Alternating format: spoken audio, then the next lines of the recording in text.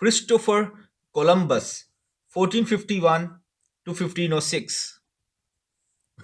Columbus, by attempting to find a westward route from Europe to the Orient, inadvertently discovered the Americas and thereby had a greater influence on world history than he could possibly have anticipated.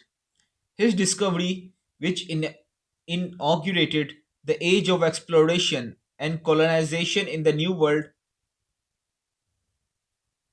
was one of the critical turning points in history.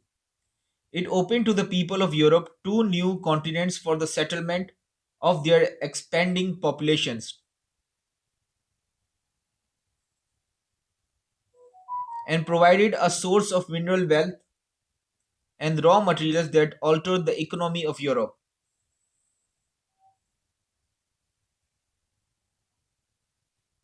His discovery led to the destruction of the civilizations of the American Indians.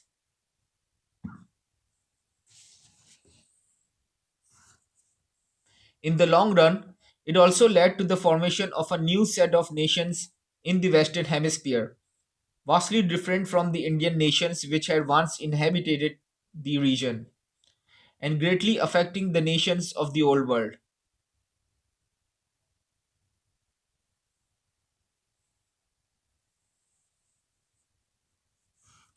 The main outlines of Columbus' story are well known. He was born in Genoa, Italy in 1451. When he grew up, he became a ship's captain and a skilled navigator. He eventually became convinced that it was possible to find a practical route to East Asia by sailing due west across the Atlantic Ocean,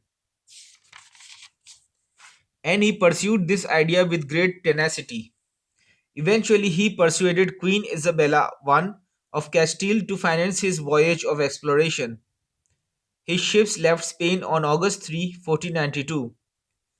Their first stop was at the Canary Islands off the coast of Africa. They left the Canaries on September 6 and sailed due west. It was a long voyage, and his sailors became frightened and wished to turn back. Columbus, however, insisted upon continuing, and on October 12, 1492, land was sighted. Columbus arrived back in Spain the following March, and the triumphant explorer was received with the highest honors. He made three subsequent voyages across the Atlantic in the vain hope of making direct contact with China or Japan.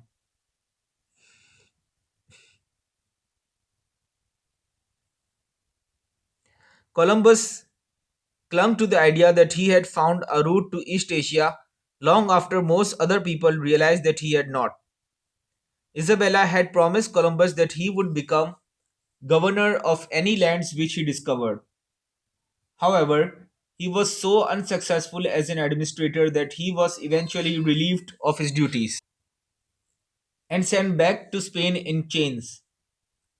There he was promptly set free, but he was never again given an administrative position. However, the common rumor that he died in poverty is without foundation. At the time of his death in 1506, he was fairly wealthy. It is obvious that Columbus' first trip had a revolutionary impact upon European history and an even greater effect on the Americas. The one date that every schoolchild knows is 1492. Still, there are several possible objections to ranking Columbus so high upon this list. One objection is that Columbus was not the first European to discover the New World. Leif Erikson, the Viking sailor, had reached America several centuries before him, and it is plausible that several other Europeans crossed the Atlantic in the interval between the Viking and the Columbus. Historically, however, Leif Erikson is a relatively unimportant figure. Knowledge of his discoveries never became widespread, nor did they trigger any large changes in either Europe or America. News of Columbus' discoveries, on the other hand, spread very rapidly throughout Europe. Within a few years of his return, and as a direct consequence of his discoveries, many additional expeditions to the New World were made, and the conquest and colonization of the new territories began. Like other figures in this book, Columbus is vulnerable to the argument that what he did would have been accomplished even if he had never lived. 15th century Europe was already in a ferment. Commerce was expanding, and exploration was inevitable. The Portuguese, in fact, had actively been searching for a new route to the Indies for a considerable time before Columbus. It indeed seems probable that America would sooner or later have been discovered by the Europeans.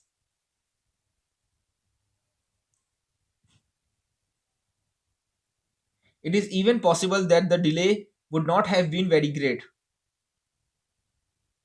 but subsequent developments would have been quite different if America had originally been discovered in 1510, say by a French or English expedition, instead of in 1492 by Columbus. In any event,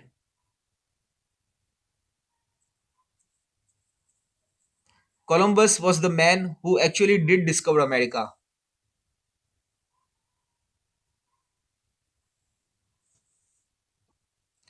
A third possible objection is that even before Columbus' voyages, many 15th century Europeans already knew that the world was round.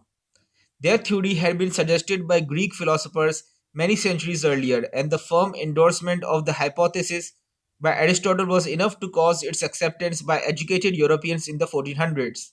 However, Columbus is not famous for showing that the earth was round.